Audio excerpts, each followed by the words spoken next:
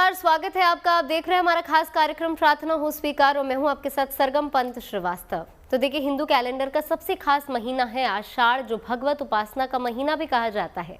आषाढ़ माह से चतुर्मास भी लग जाता है, जब 4 माह के लिए देवों का शयन होने से सारे शुभ संस्कारों पर भी विराम लग जाता है। तो क्या है आषाढ़ माह की महिमा? ऐसे कौन से छोटे छोटे प्रयोग करके आप आषाढ़ मास में ईश्वर की महाकृपा पा सकते हैं? आइए आपको बताते हैं।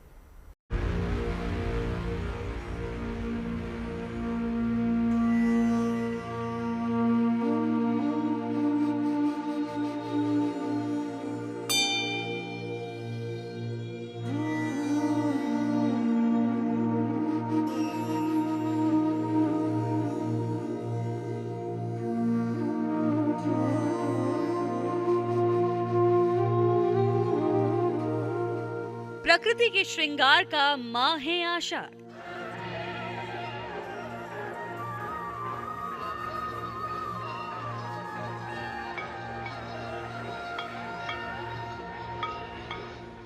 भगवत भक्ति का माह है आषाढ़।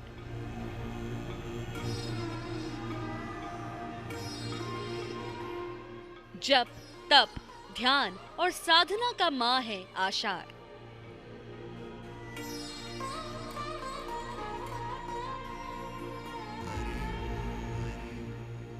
तो साथ ही कामना पूर्ति का महीना भी है आषाढ़।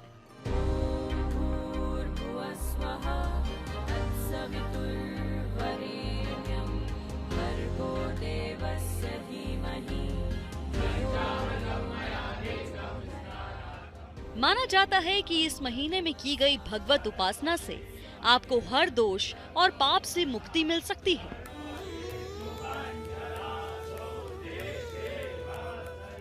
ज्योतिष के जानकारों की माने तो ऋतु परिवर्तन के साथ ही इस माह का आगाज होता है, जिसमें व्रत त्योहारों की भरमार होती है।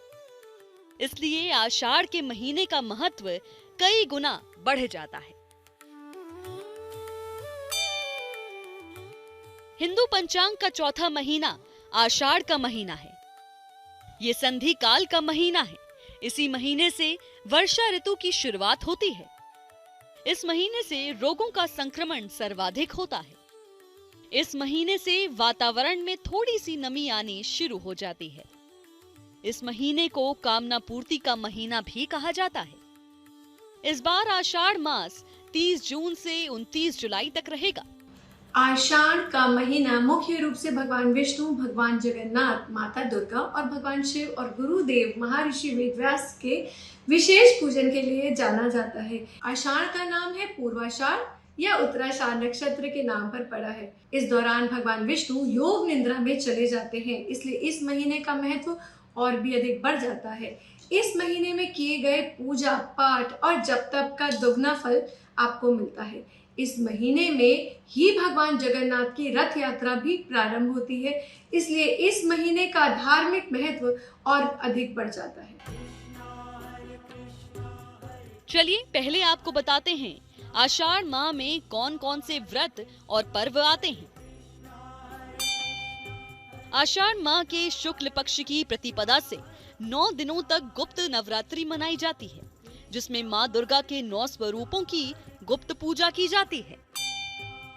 आषाढ़ शुक्ल पक्ष की द्वितीय तिथि को ओडिशा के पुरी में भगवान जगन्नाथ की भव्य रथ यात्रा निकाली जाती है। आषाढ़ कृष्ण पक्ष की एकादशी को योगिनी एकादशी कहा जाता है। इस व्रत के प्रभाव से पाप नष्ट होने की मान्यता है। आषाढ़ शुक्ल पक्ष की एकादशी को देवशयनी एकादशी कहा जाता है।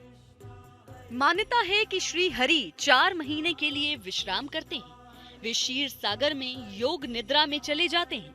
यहीं से चातुर्मास की शुरुआत होती है और शुभ मंगल कार्यों पर विराम लग जाता है।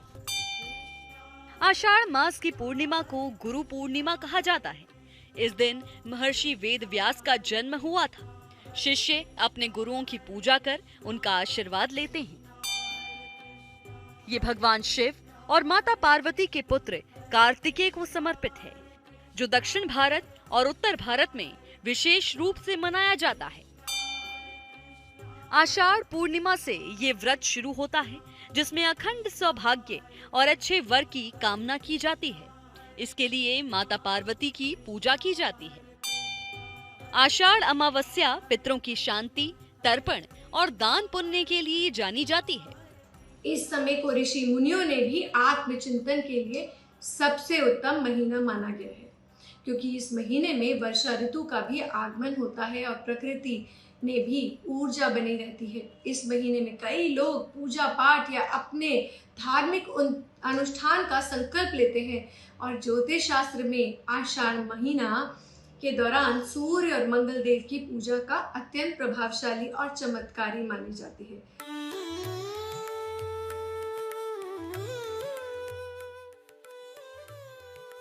और भी कई परम फलकारी तिथियां इस महीने में आती हैं। आषाढ़ का महीना बड़ा ही पावन और पवित्र माना गया है। इस महीने की पूजा उपासना से देवी देवताओं की विशेष कृपा साधक पर बनी रहती है। इस महीने को ज्योतिष में भी बहुत खास माना गया है। जानकारों की अगर माने तो आषाढ़ के महीने में की गई उपासना कभी निष्फल नहीं होती। आषाढ़ के महीने में हर गुरुवार को कच्चे दूध में गंगा जल मिलाकर तुलसी के पौधे की जड़ में अर्पित करें। शाम को तुलसी के पास घी का एक दीपक जलाएं। इससे माँ लक्ष्मी प्रसन्न होती है और घर में कभी पैसों की कोई कमी नहीं होती है। आषाढ़ पूर्णिमा के दिन सुबह लाल कपड़े पर श्री यंत्र स्थापित करें। इसे गंगा जल और दूध से शुद्ध करें। ओम श्री महालक्ष्मी नमः मंत्र का 108 बार जाप करें और आषाढ़ मास के शुक्रवार को भगवान विष्णु और माता लक्ष्मी का दक्षिणावर्ती शंख में दूध भरकर अभिषेक करें। चलिए आपको बताते हैं कि आषाढ़ के महीने में किन किन देवी देवताओं की उपासना करने से आपका कल्याण हो सकता है। देखिए ईश्वर की उपासना से जुड़े महाप्रयोग। आषाढ़ के महीने में सबसे ज्यादा फलदायी उपासना गुरु की होती है। आषाढ़ में देवी की उपासना शुभ फल देने वाली होती है। श्री हरि विष्णु की उपासना से भी संतान प्राप्ति का वरदान मिलता है। आषाढ़ में जलदेव की उपासना से धन की प्राप्ति सरल हो जाती है। मंगल और सूर्य की उपासना आषाढ़ में अवश्य करें ताकि ऊर्जा का स्तर बना रहे। पूरे महीने प्रतिदिन सुबह सूर्योदय से पहले उठकर स्नान करें। एक तांबे के लोटे में शुद्ध जल ले, उसमें लाल चंदन, लाल फूल और थोड़े से अक्षत डाल दें। सूर्य देव को अर्घ देते समय ओम गृणी सूर्याय नमः का जाप करें। अर्घ देने के बाद घर के मंदिर में भगवान विष्णु के समक्ष घी का दीपक जलाएं। इसके बाद तुलसी या चंदन की माला से ओम नमो भगवते वासुदेवाय नमः का जाप करें। इसे 108 बार करें। ऐसा करने से कुंडली के कई दोष शांत होते हैं और अटके हुए काम बनते हैं। तो देवी देवताओं के आशीर्वाद से भरे आषाढ़ महीने का स्वागत कीजिए। वैसे तो पूजा उपासना और देव आराधना कभी भी कर सकते हैं, लेकिन किसी खास तिथि और मुहूर्त पर की गई उपासना सर्वदा कल्याणकारी होती है। आगे हम आपको बताएंगे आषाढ़ महीने में खान पान के किन किन बातों का ध्यान रखना चाहिए। साथ ही जानेंगे इस महीने में धन प्राप्ति से जुड़े महाप्रयोग कौन से हैं। तब तक आप बने रहिए हमारे साथ और देखते रहिए प्रार्थना हो स्वीकार। आषाढ़ यानी बारिश का महीना माना जाता है कि इस माह में श्री हरि के साथ ही सूर्यदेव, मां भगवती और हनुमान जी की उपासना करने से भक्तों का मंगल होता है। माना यह भी जाता है कि भगवान वरुण की उपासना से आपकी धन संबंधी कामना पूर्ण हो सकती है। माना तो यह भी जाता है कि आषाढ़ के महीने में अगर नियम, संयम और खान पान ध्यान रखा जाए तो ये ना सिर्फ आपको सेहतमंद रखेगा बल्कि आपको इस माह से एक नई दिशा। खान पान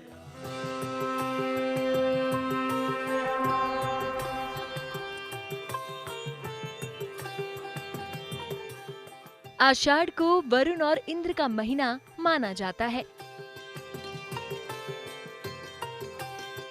मान्यता है कि इस महीने की पूजा उपासना से देवी देवताओं की विशेष कृपा साधक पर बनी रहती है।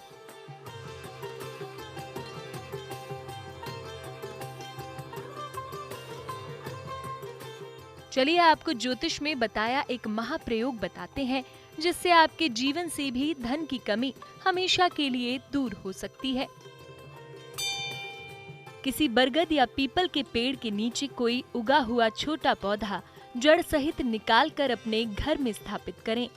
नियमित रूप से उसे जल देकर पूजा करें। जैसे जैसे वो छोटा पौधा बढ़ता जाएगा, वैसे वैसे आपकी आर्थिक स्थिति भी सुधरती जाएगी। धन प्राप्ति के नए नए रास्ते खुलेंगे, पैसा आने लगेगा। आषाढ़ की किसी भी शुक्रवार या पूर्णिमा के दिन बरगद के पेड़ का एक साफ पत्ता लाएं। इसे गंगा जल से धोकर इस पर हल्दी गोरेचन से स्वास्तिक बनाएं। इस पत्ते को लाल कपड़े में लपेटकर इत्र छिड़के और अपने तिजोरी या पूजा स्थान पर रख ले। इससे अचानक धन प्राप्ति के योग बनते हैं। एक ही गमले या पास पास 3 पौधे लगाएं, पीपल, नीम और बरगद। इसे त्रवटी कहा जाता है। जैसे जैसे ये पेड़ बड़े होते हैं, वैसे वैसे घर की दरिद्रता दूर होती है और बेहिसाब धन का आगमन हो।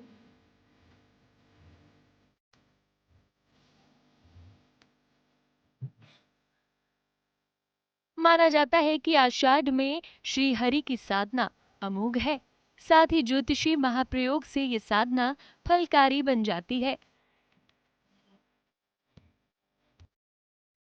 माना जाता है कि इस महीने में कामना पूर्ति के कई छोटे छोटे महा उपाय आपके जीवन में खुशहाली और सफलता ला सकते हैं। भगवान विष्णु को प्रसन्न करने के लिए किसी ब्राह्मण को या किसी जरूरतमंद को दूध, दही, चावल या खीर का भोजन कराएं।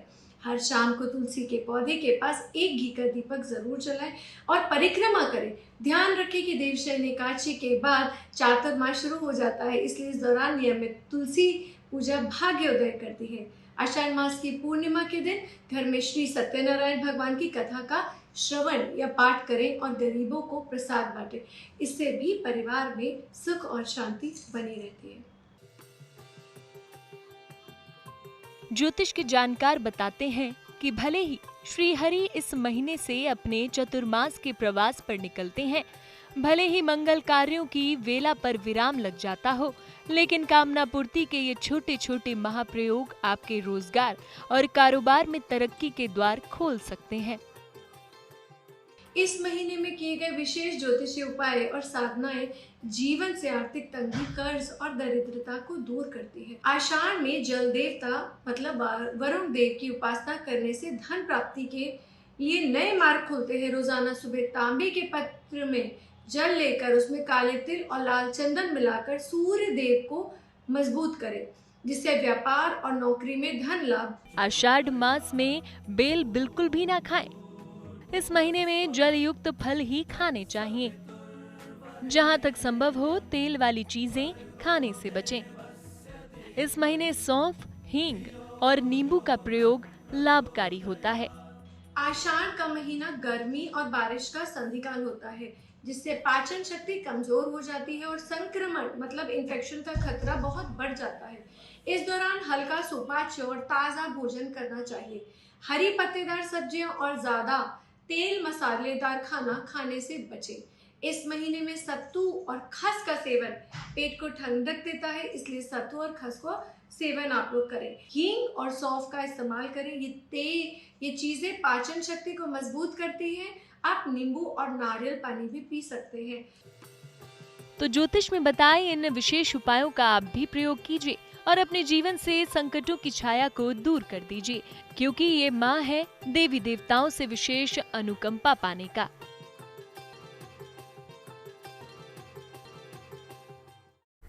तो चलिए इसी के साथ प्रार्थना हो स्वीकार में आज के लिए बस इतना ही। देश और दुनिया की तमाम बड़ी खबरों के लिए आप जुड़े रहिए GNT के साथ।